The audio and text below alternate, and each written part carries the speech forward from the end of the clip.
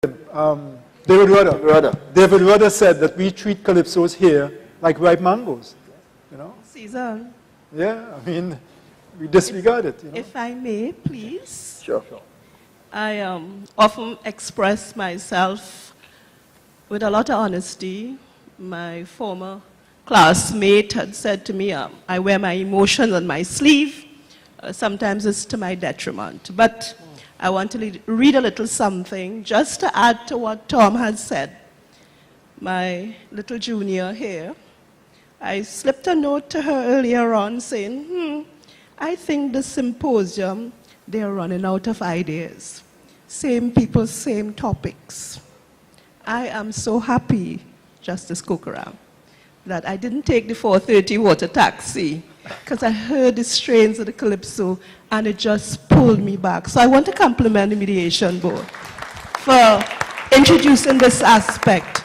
And you know, Dr. Philip, I also wanted to share, as a Southerner, you know, the availability of WAC radio station. It's doing tremendous job, and I would recommend to my judge's friend that he tunes into 90.1, and you'll hear Rel Kaiso. And on a personal note, I tell people that calypso has impacted on my life tremendously. When I was 6 years old, I heard Sparrow sing Federation. Yeah. I didn't know what it was, but I felt like Humpty Dumpty falling again, and I wanted to put this thing together. Okay, and I began paying attention to the West Indian politicians. And Sir Sridhar Ramphal was my mentor.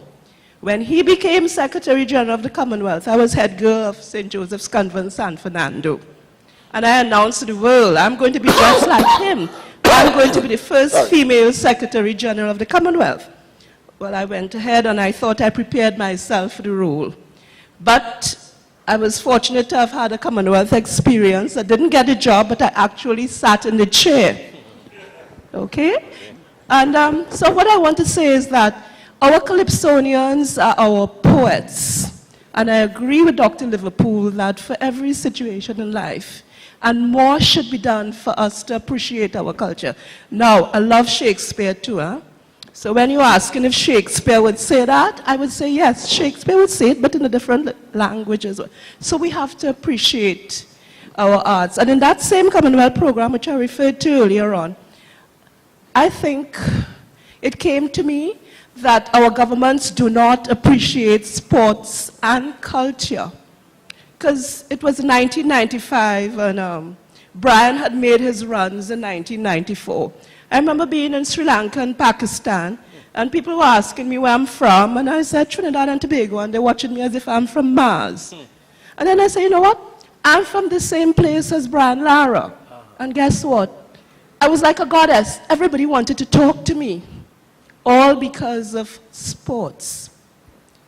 And then you're in the parties and you're hearing Bob Marley's music, and everybody's relating to it. So I think we have to reassess our worth and appreciate what we have. And once again, thank you very much, Mediation Board, for introducing our culture to us in a more meaningful way. Thank you.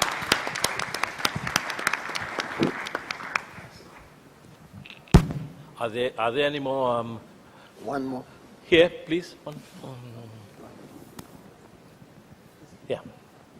I don't know if there's any comfort in this, but this question of paying a lot for actually very little is not confined to Calypso.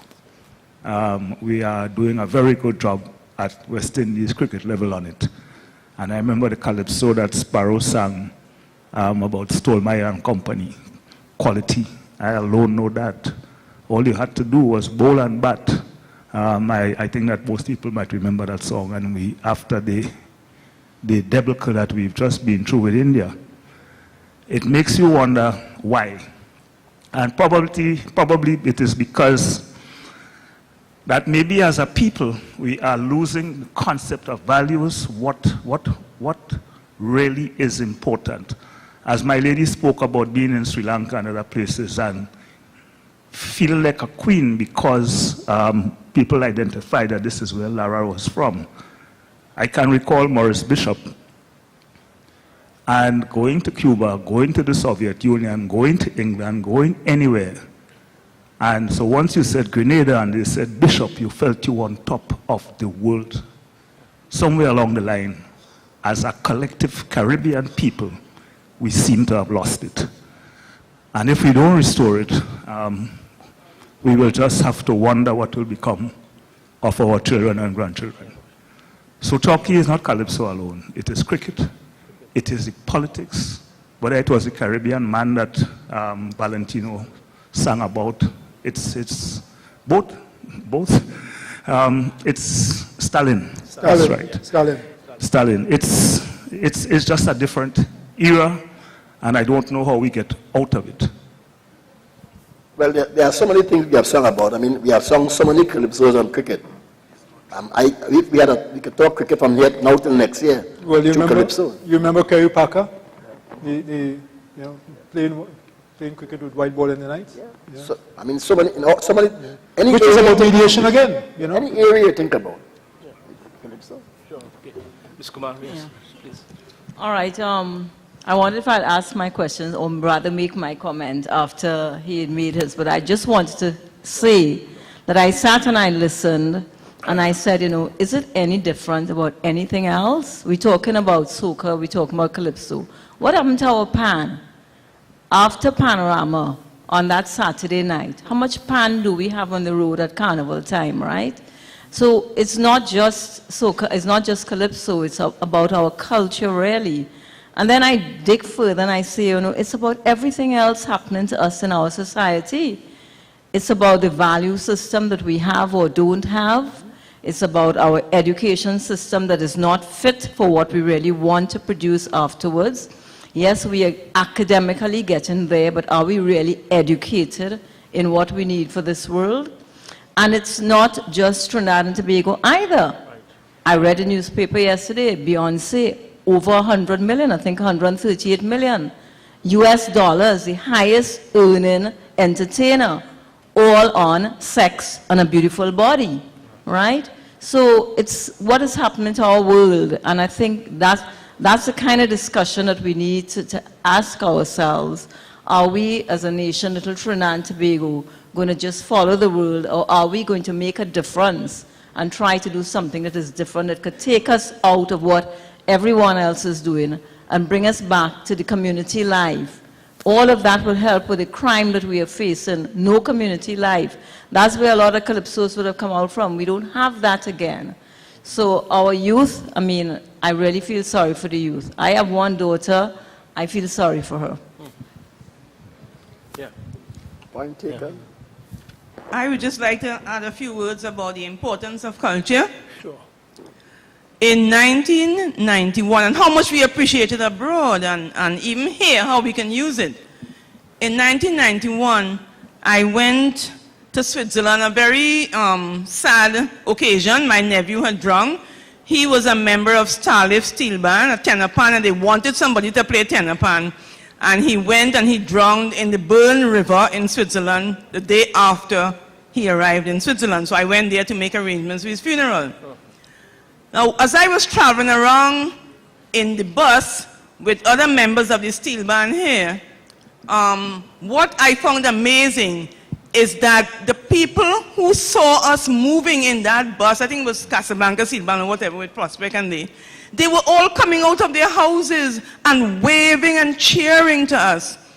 And what also struck me is that the honorary consul for Switzerland, he went to pick up his daughter, and he told me that his daughter was learning to play steel band in her school. So I saw all these shiny pans in Switzerland, in these schools, and the children are learning to play pan.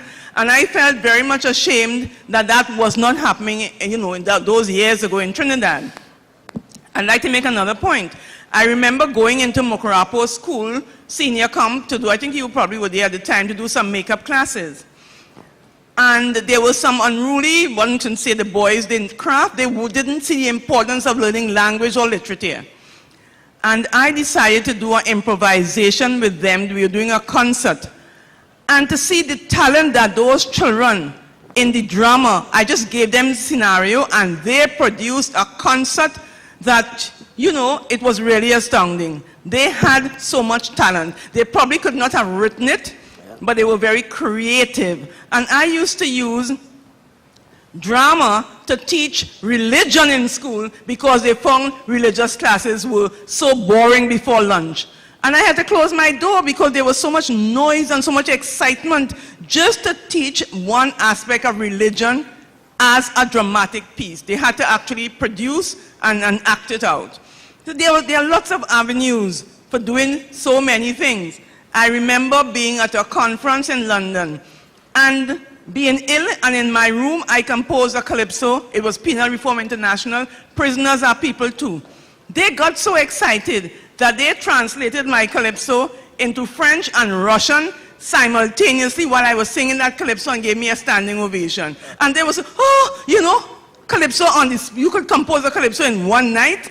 People don't understand that we have been blessed by the Creator. And what we need to do is to use the culture for learning, for teaching. There is much that we can do, and I never had a boring class when I used to be a school teacher. So it's just that we have to find the students where they are, where their talents are, and use those talents to make them feel good about themselves. I don't know about people who are unhappy and with a poor a good sense of self who go about killing people. People are not happy in Trinidad. They don't have a sense, they feel they're not valued. And if we allow them to have their talents developed and have them feel valued, this crime situation will change. Can I just add something to that? If you look at the wider spectrum, right, you can teach the whole of the curriculum to the carnival art forms, all of the carnival art forms. Okay, I mean, you can teach engineering, science, maths, all of that through the carnival art forms. You have to calculate, for instance, how much material you want to buy in order to make a particular costume, or, you know, bending material or whatever, you know. And tomorrow, I want, in my context as the president of the DMA, I'll be talking about how we see mediation being used in the curriculum and the skills in mediation and how those actually transfer into education. So that's something else which comes tomorrow. But certainly, I second everything you said. Yeah. If it may be of any word of comfort to you, we have the playing of pan in an area where you may not expect it, and that is in a mental institution. About 2.5 years ago, the NWRSA recruited a music therapist. And, you know, there's now a relationship where music therapy can be effective in some mental health problems, some mental health presentations where your psychopharmacologic agents are not seeming to make a dent. And the main instrument that is used in the music therapy is a tenor pan. Any more comments, questions? If not, then we are going to meet each other tomorrow morning at about 8:45. I say 8:45 because you might use at least your 15 minutes to get a cup of tea or a glass of juice before we begin at 9 o'clock. 9 a.m., sorry. Yeah. So thank you very much. Give yourselves a round of applause. Thank you for being here, and see you tomorrow again.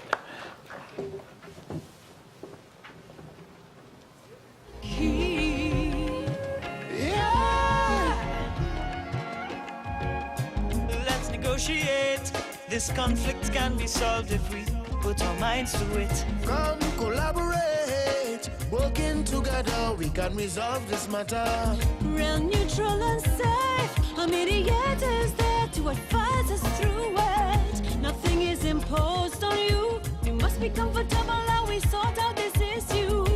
Yeah, whoa, yeah, yeah.